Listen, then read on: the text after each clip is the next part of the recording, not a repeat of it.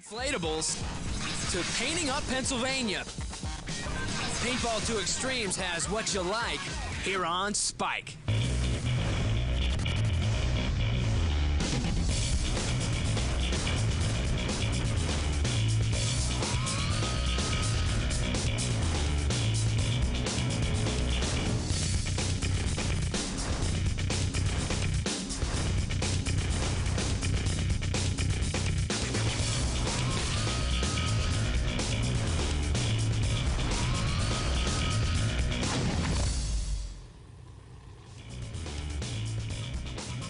Yeah, what do you say we break this thing out? Hey everybody, welcome to Paintball 2Xtremes and the Northeast Open from the great state of Pennsylvania.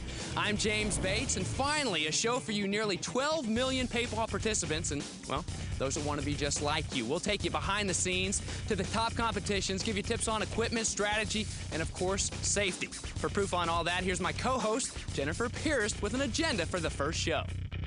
James, let me give you an idea of what we can expect from this episode of PB2X. We're going to find out how you paintballers get your print news. We're going to talk with one of the godfathers of this great game. And finally, we're going to check out the competition at the International Amateur Open. But enough talking. Let's get to the game. Thanks, Jennifer. We got a lot to cover, don't we? Well, especially when you consider the fact that there are two types of competition to this great sport: scenario and tournament, like this tournament field here. And you guys think you get messy when you get pegged with some paint. How about this poor guy? So we thought, who better to ask for advice on this great sport than, well, the pros, the guys that can't wait to hear game on. Here's the skinny on: burritos, tacos, beer cans, snakes, all you can handle.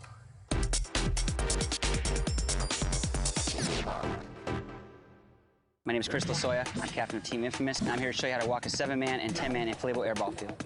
As a professional paintball player, when you first walk in the field, what you first want to do is you want to come to the flag station, and you want to make sure you see and project the whole field in your memory so that you see what you see as soon as you're starting from the field. After you do that, you want to make sure that you work out your front, your mid, your back player positions.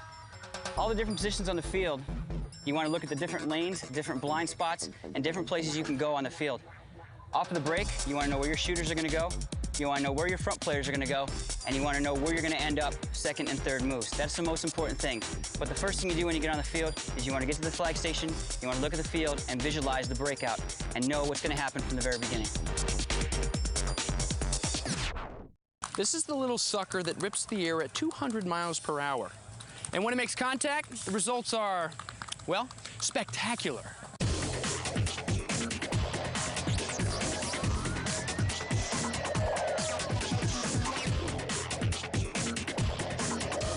Some incredible impacts, huh? They come fast and furious. And recently, I checked in with our tech expert, Chris Spina, and he gave me the inside scoop on a style of marker that really lets them fly.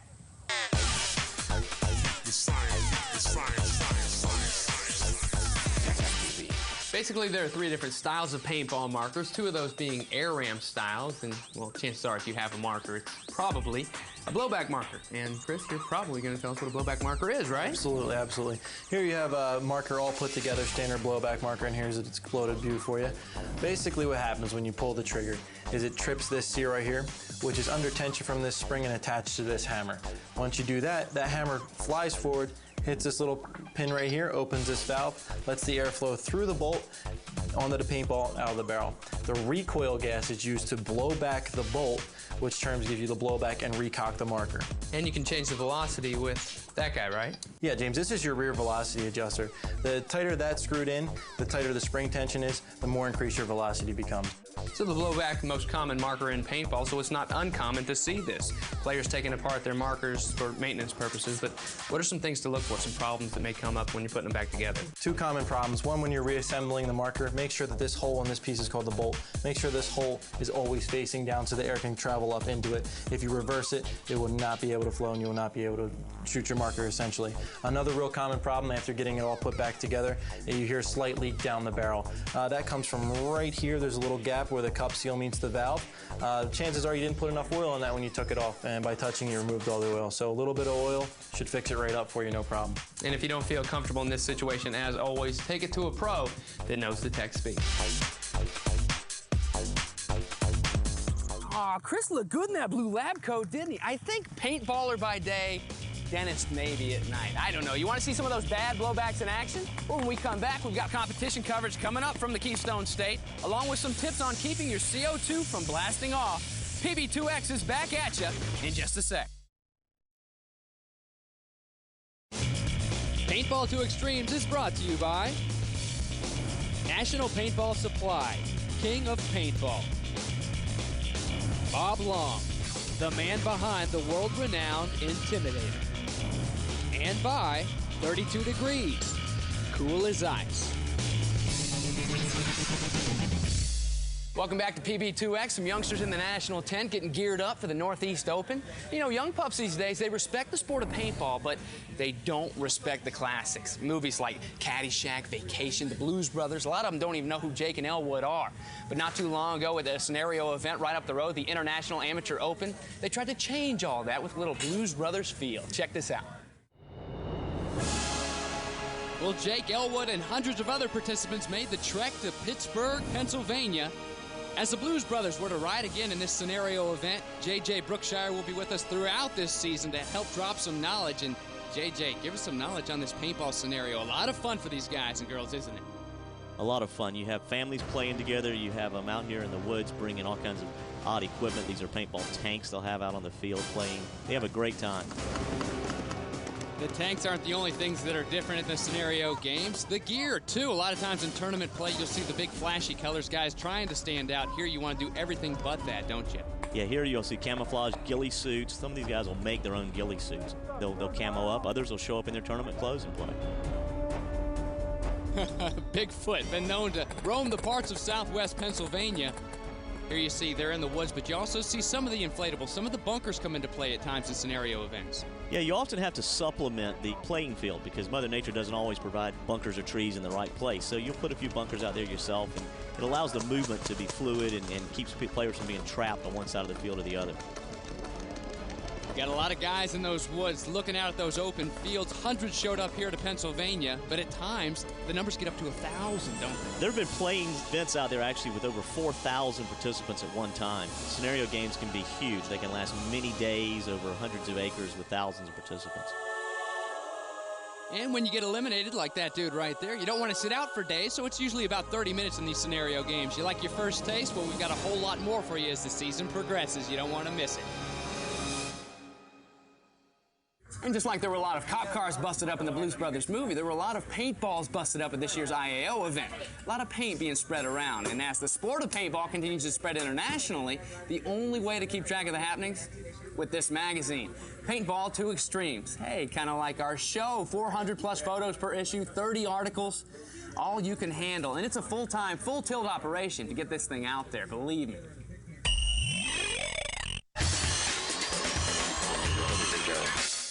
Over 100,000 issues of PB2X magazine are printed every month, reaching nearly 500,000 readers. And these pages bring the world of paintball right to your own home, thanks to the effort of a group of hardcore pros. We usually have 3 or 4 photographers and 3 or 4 writers at each event, and they're assigned specific duties. And we shoot a lot of photography. The best way to get great pictures is to do it accuracy by volume, we call it. We shoot 5,000 or 6,000 pictures at each event, and we use about 50.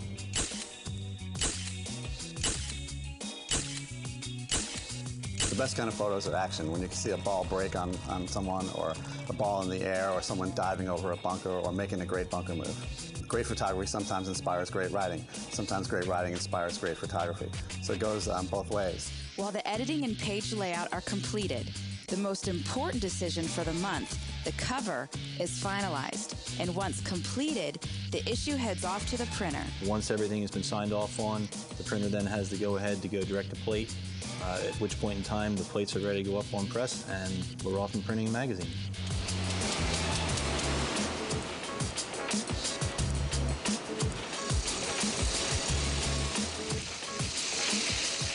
The insert portion of the magazine is printed in different sections. Rather than just go up and press and print the whole thing in one shot, they break it down into different sections to make it more manageable. While each issue is a creative effort, a publication is also a business with special needs and demands. I get all the advertising in, handle all the subscriptions, all the calls, all the emails that come through here. Basically, I'm air traffic control for the magazine. After all the components of the magazine are assembled, it heads to the post office and the newsstands. and the staff goes back to work cranking out the next issue.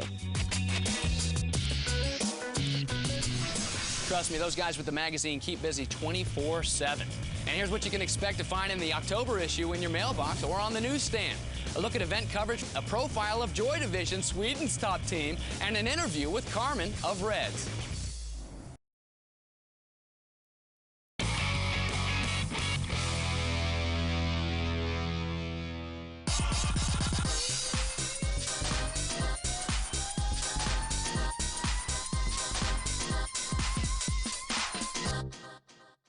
Pretty colorful stuff in this sport, huh? Welcome back to Paintball 2Xtremes on Spike. You know, some of today's top markers can spit out over 1,000 rounds a minute. Well, if you're impressed with that, wait till you meet this dude we found that's going to tell you all the paintball gear info in 60 seconds, starting now. Gotta go, gotta go, gotta go, gotta go.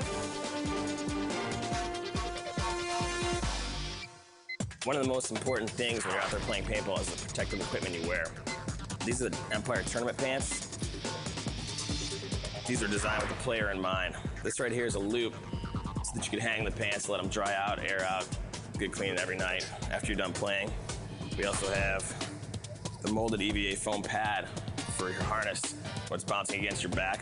This thing will actually help protect you from that.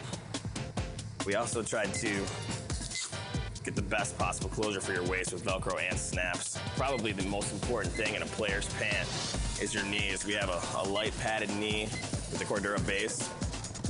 There's also a four-way stretch above it, so when you make impact to the ground, it stretches instead of rips. Even though it's double stitched, it's still protection. These are a lightweight nylon material as well, and very breathable, all the way up the inseam of the leg with a stretch across the crotch. So from top to bottom, Empire pants have you protected.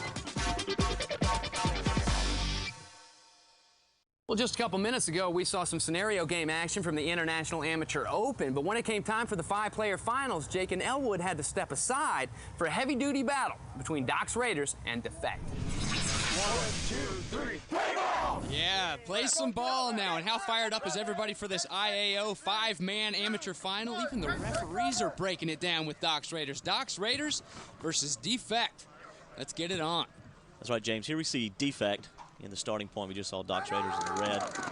Break out. The front players move to their front positions. You can see they're not shooting. They're just trying to get to critical spots. The back players are throwing cover fire.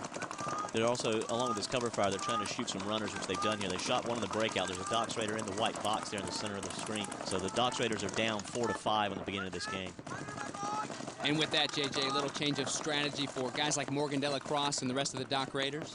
Yeah, they have to get a little bit of a holding action here and try and keep Defect from pushing any further. Defect's going to try to push that right tape. As you notice, they put their front man far up on the right. The rest of them are playing pretty deep right now to cover. Yeah, he got out of that gate fast. And here's another Doc's Raider going down. And Defect making a little move. Everybody's moving up. The middies moving up, filling seams.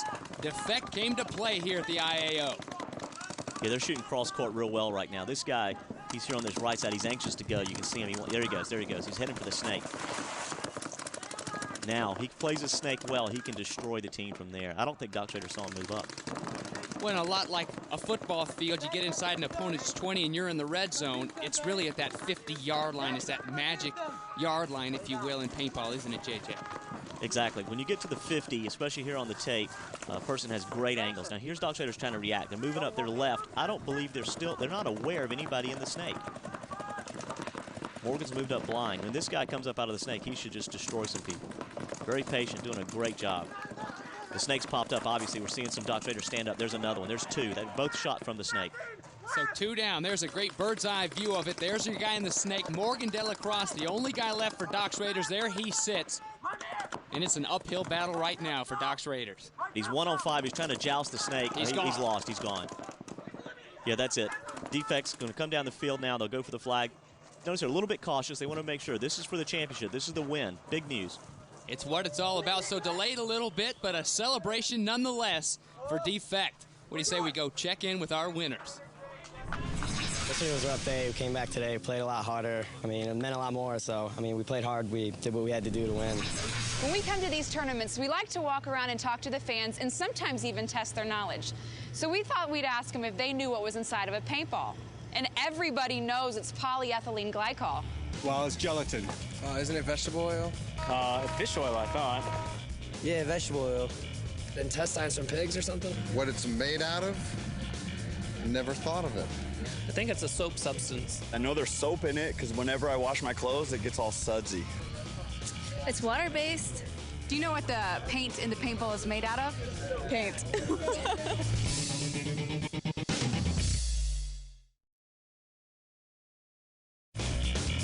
Paintball 2Xtremes is brought to you by Diablo. Play with fire. Empire. It's a lifestyle. And by National Paintball Supply, King of Paintball. Hey, welcome back to Paintball 2Xtremes. I'm James Bates, and admit it, the show pretty much shreds. We've seen a Bruise and Blues Brothers battle, introduced you to some of the sport's youngest guns, and taken you inside Paintball's best magazine. And now we check in with Jennifer, who recently caught up with one of the guys that pioneered all this.